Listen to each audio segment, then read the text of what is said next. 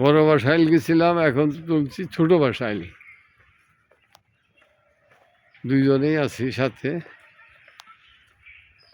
শুভ সকাল, শুক্রবার, জুম্বাবার আজকে। হ্যাঁ হ্যাঁ 10 টাকা দিব। কয়টা সুপারি? 12-13টা 10 টাকা দিব। হ্যাঁ তাড়াতাড়ি যা নিয়ে আসতেছে।